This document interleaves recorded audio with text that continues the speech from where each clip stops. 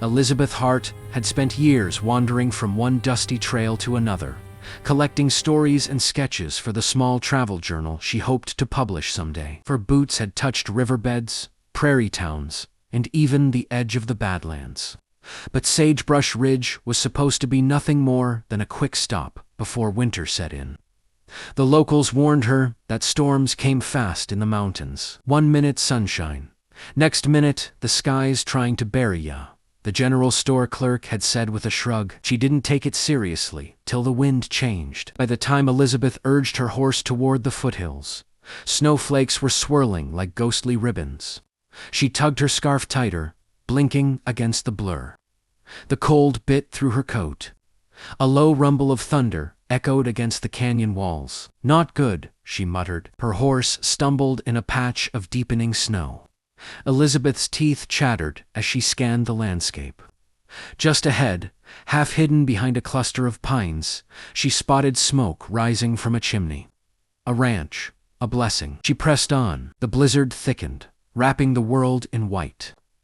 By the time she reached the ranch fence, she could barely see her own hands. The barn door creaked open.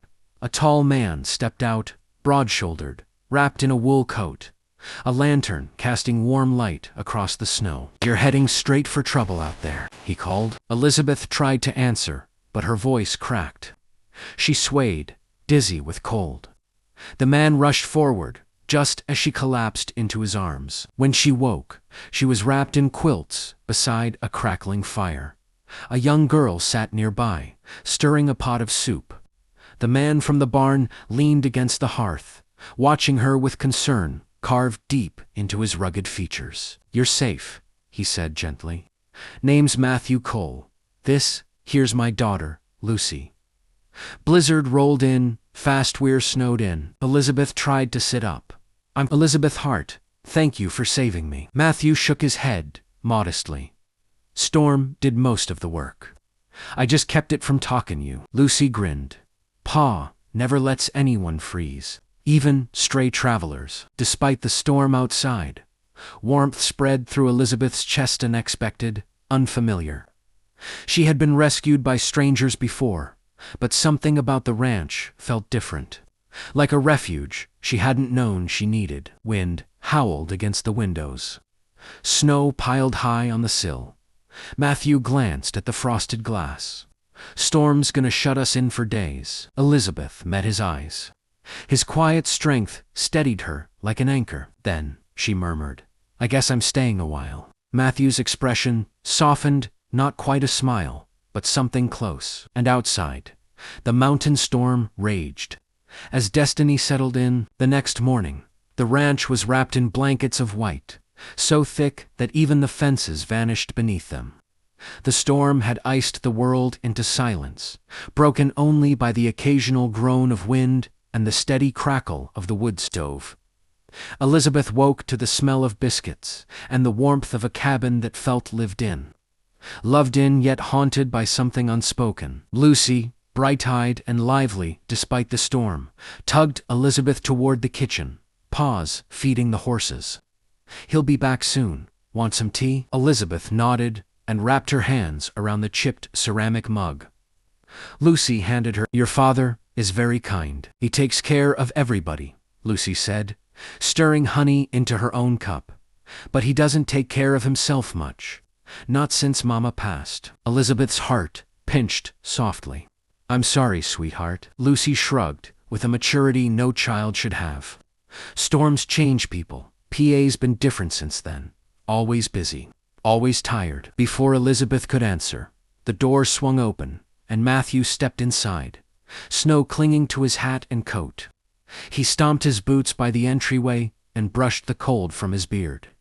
His gaze found Elizabeth immediately. "You sleep all right?" "Yes," she said softly. "Thank you, both of you." Mathew nodded, though his eyes held a trace of something guarded.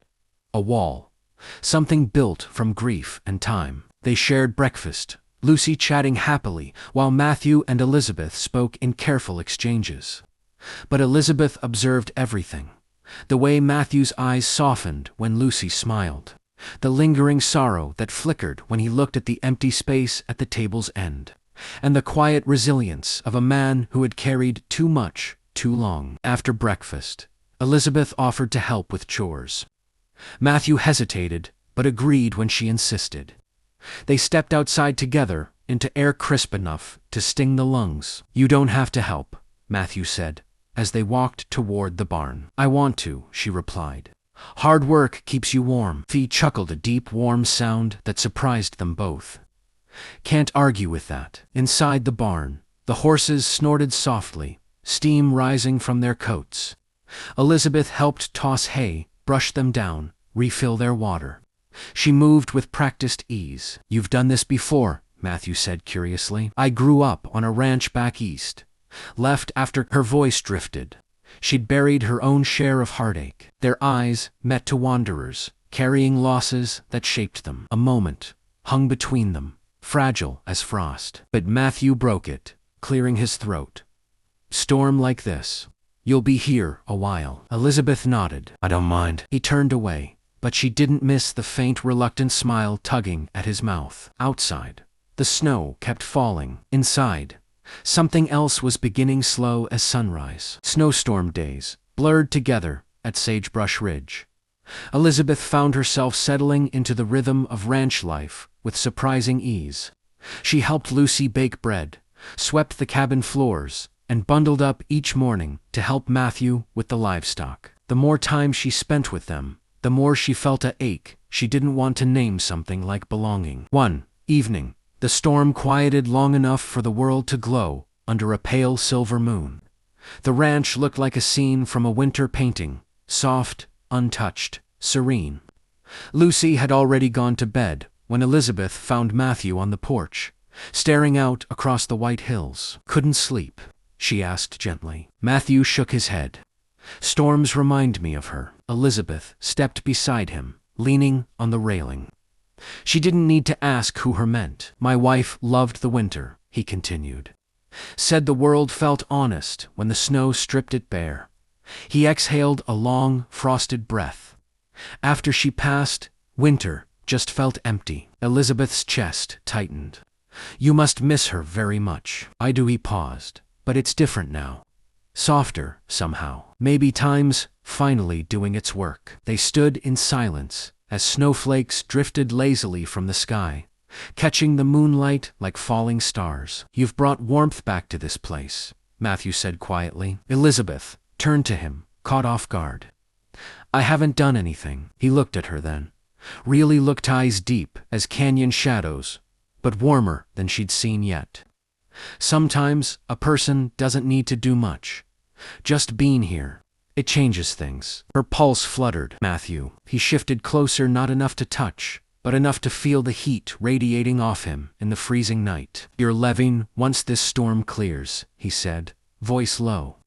"A woman like you meant for open trails and stories bigger than these mountains." "And what if I'm tired of running from place to place?" Elizabeth whispered.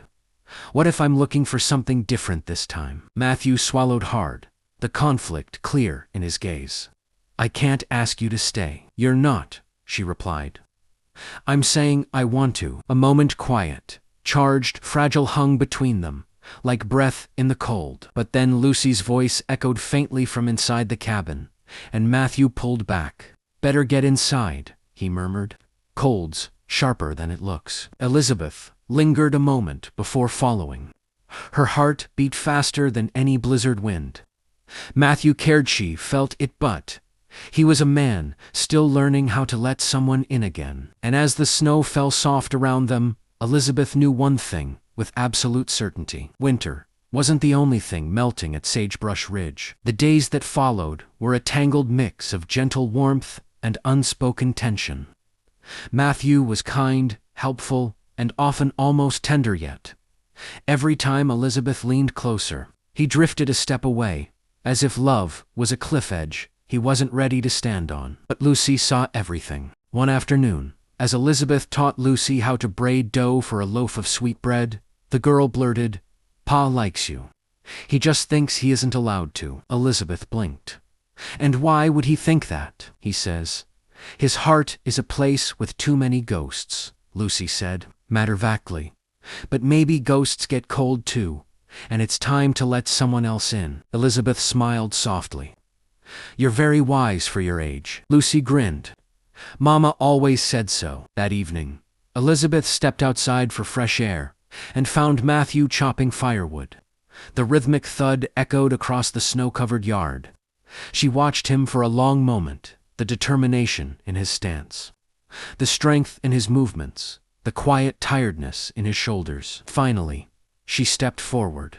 Mathew, can we talk? He paused mid-swing, took a steadying breath, and set the axe aside. All right. Elizabeth wrapped her arms around herself, not from cold, but from nerves.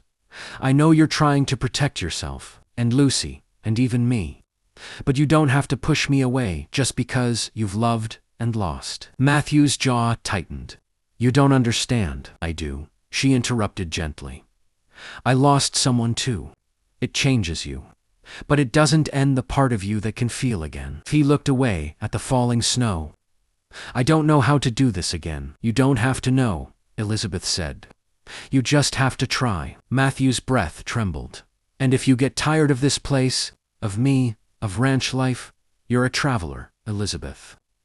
Your heart's bigger than these mountains. She stepped closer. Maybe that's exactly why I need a place like this. Their eyes met stormy, vulnerable, open. Before Mathew could answer, Lucy burst out of the cabin. The storm stopped. Look, they all turned. For the first time in days, the sky was clear. Sunlight spilled across Sagebrush Ridge, turning the snow into a glittering sea. But with the sunlight came another reality. I can leave now, Elizabeth whispered. Mathew's face fell, even though he tried to hide it. Yes, you can. Lucy grabbed Elizabeth's hand. But you don't have to, right? Elizabeth squeezed her small fingers.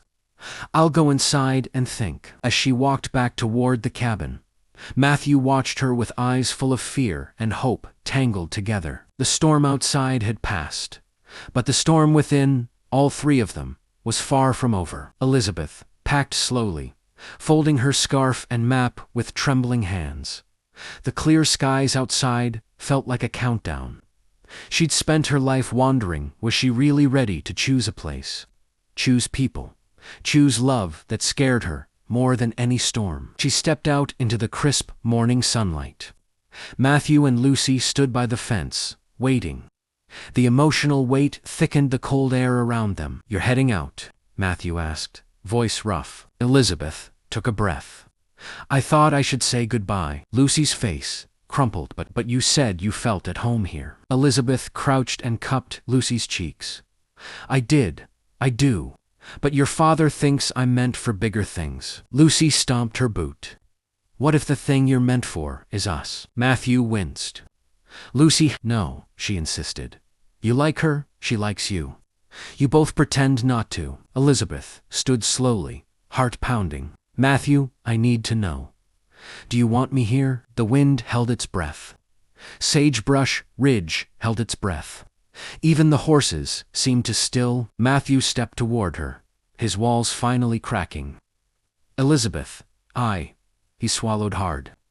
I haven't let myself feel anything in years. But you walked into this storm and brought warmth we didn't know we needed. Elizabeth's eyes stung. Then why push me away? Because I didn't think I deserved another chance, he whispered. Or that you'd ever stay. She closed the distance between them. I'm tired of running. I want a place where my heart can rest, and it's here, with you. Mathew reached out, hesitated, then gently cupped her cheek. She leaned into his touch like she'd been waiting for it her whole life. He bent his forehead to hers, breath warm despite the cold. Then stay, he murmured. Stay with us. Elizabeth smiled, soft, trembling.